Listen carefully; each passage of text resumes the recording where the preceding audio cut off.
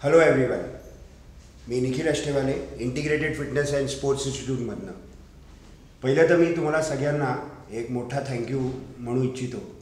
तुम्ही सर्वांनी माझा व्हिडिओ जो होता क्रिएटिन मोनोहायड्रेटवरती, ह्याला बऱ्यापैकी प्रतिसाद तुम्ही दिला, सपोर्ट दिला आणि त्याला भरपूर तुम्ही लाईक दिले, म्हणून थँक्यू. आजचा माझा व्हिडिओ हा पहिला व्हिडिओ आहे मराठीमध्ये. मला खूप स्टुडंट्सनी रिक्वेस्ट केली की मराठीमध्ये एक व्हिडिओ पाहिजे आम्हाला. तर माझा हा टॉपिक आजचा आहे कार्बोहायड्रेट, आणि हा पहिला आमचा मराठी व्हिडिओ असणार माझ्या स्पेशली मराठी विद्यार्थ्यांसाठी.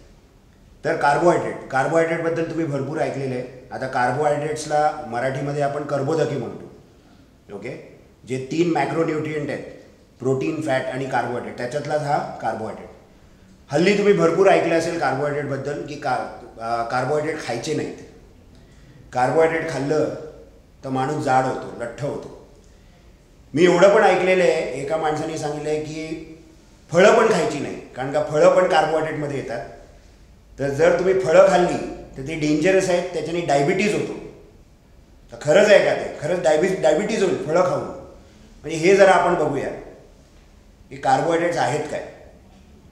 आता कार्बोहायड्रेट बेसिकली मीन्स त्यांना खाल्ल्यानंतर आणि त्यांचं डायजेशन झाल्यानंतर त्यांचं रूपांतर होतं सिंपल शुगरमध्ये. सिंपल शुगर म्हणजे ग्लुकोज. ओके, आणि त्या ग्लुकोजमुळे आपल्या रक्तातली साखर वाढते. रक्तातली साखर म्हणजे आपले ब्लड शुगर लेवल्स जे आहेत ते वाढतात. ओके, ब्लड शुगर लेवल वाढले की त्यामुळे तुम्हाला सर्वांना माहिती आहे की आपल्या बॉडीमध्ये एक हॉर्मोन आहे इन्सुलिन नावाचा. हा हॉर्मोन रिलीज होतो आणि मग हा हॉर्मोन काय करतो, त्या रक्तातल्या साखरेला कमी करण्यासाठी त्याला तो ट्रान्सफर करतो.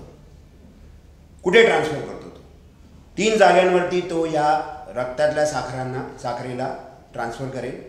एक आहे लिव्हर, जसं तुम्ही इथे बघताय, लिव्हर, मसल आणि फॅट. ओके, आता लिव्हर जो आहे, हा लिव्हर ऑर्गन जो आहे, ह्याची स्टोअर करण्याची जी कॅपॅसिटी आहे ही खूपच कमी आहे. म्हणजे 100 ते 110 ग्रामपर्यंत ग्लुकोज इथे स्टोअर होऊ शकतं. कुठल्या रूपामध्ये स्टोअर होतं ते? Liver glycogen. ओके, त्यानंतर मग जर जास्त असेल तर ते जातं मसलमध्ये, आणि मग त्याच्यापेक्षा जर जास्त असेल तर ते जातं फॅटमध्ये.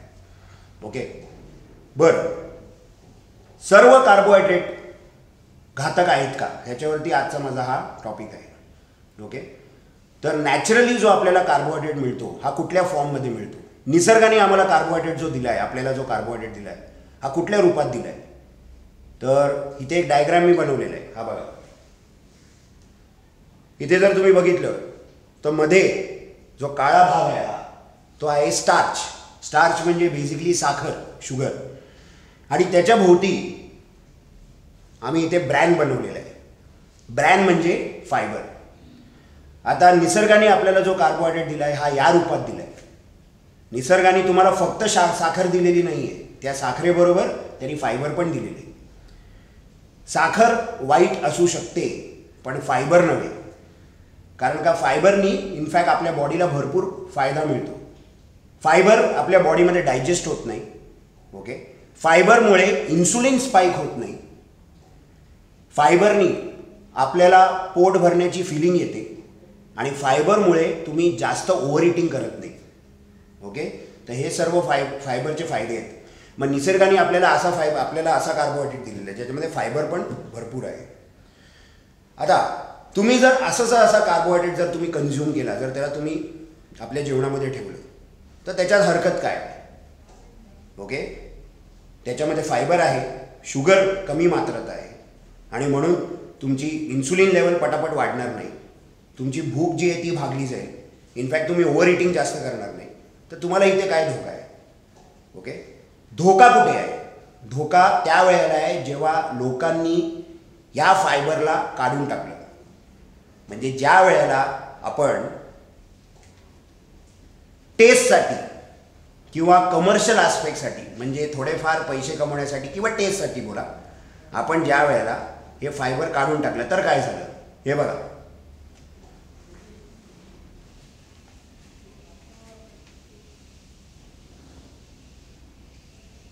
आता या शुगरच्या भोवती जो फायबर होता त्याला मी काढून टाकलं, त्याला मी प्रोसेस केलं, ओके. आणि आता हा कन्वर्ट झाला आहे रिफाईंड कार्बोहायड्रेटमध्ये, ओके. म्हणजे आपण त्या फायबरला काढलं आणि आता आपणच त्याला ब्लेम करतोय, ओके. आपण ओरडत बसलोय की आपली फॅट वाढते. हे कशामुळे झालं? कारण का आता तुम्ही फक्त शुगर खाताय. हे आता रिफाईंड कार्बोहायड्रेट झालं. रिफाईंड कार्बोहायड्रेट म्हणजे तुम्हाला एक साधं उदाहरण द्यायचं म्हणजे मैदा हा एक रिफाईंड कार्बोहायड्रेट आहे, ओके. आता मैद्याचे पदार्थ तुम्ही बघितले, मैदा हा सगळीकडे वापरला जातो. व्हाईट ब्रेडमध्ये वापरला जातो, बिस्किटांमध्ये वापरला जातो, बरोबर आहे. मग डेफिनेटली जर तुम्ही असे कार्बोहायड्रेट खाल्ले तर तुमचं फॅट वाढणारच आहे.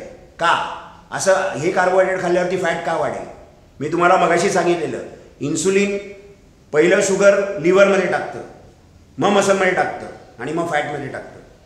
पण तुम्ही जेव्हा फक्त शुगर खाता, ओके, अतिशय जास्त प्रमाणात जेव्हा तुम्ही शुगर खाता, फायबर काढलेले तुम्ही कार्बोहायड्रेट जेव्हा खाता आणि ते पण जास्त प्रमाणात जेव्हा तुम्ही खाता, तर रक्तातली साखर एवढी जास्त वाढते की इन्सुलिन कधी कधी त्याला डायरेक्टली फॅटमध्ये पण टाकू शकतं. हे पण होतं, ओके. तर आता प्रॉब्लेम इथे आहे. तर आता आपण डिसाईड केलं पाहिजे की कुठले कार्बोहायड्रेट आपण खाल्ले पाहिजे, बरोबर. माझ्या मते अशा कार्बोहायड्रेटमध्ये जिथे फायबर आहेत, जसं तुम्ही बघितलं असेल ज्वार, बाजरी, ब्राऊन राईस, गहू, ओट्स, असे जर तुम्ही कार्बोहायड्रेट खाल्ले आणि ते पण रिक्वायर्ड क्वांटिटीमध्ये जर तुम्ही खाल्ले, म्हणजे जितकं प्रमाण जितकं तुम्हाला पाहिजे तितकंच आणि बरोबर परफेक्ट वेळेत जर तुम्ही खाल्लं, परफेक्ट वेळेत म्हणजे लेट्स से एक्सरसाइजच्या अगोदर तुम्ही खाल्लं, तुम्ही एक्सरसाइज करायला जाताय, तुम्ही वॉकवर जाताय आणि वॉकच्या अगोदर तुम्ही थोडेसे कार्बोहायड्रेट खाल्ले, तुम्ही वेट ट्रेनिंग करताय आणि वेट ट्रेनिंगच्या अगोदर तुम्ही थोडेसे कार्बोहायड्रेट खाल्ले, प्रोटीनचं कट, तर तुम्हाला प्रॉब्लेम नाही आहे. कारण का तिथे एनर्जी मिळेल.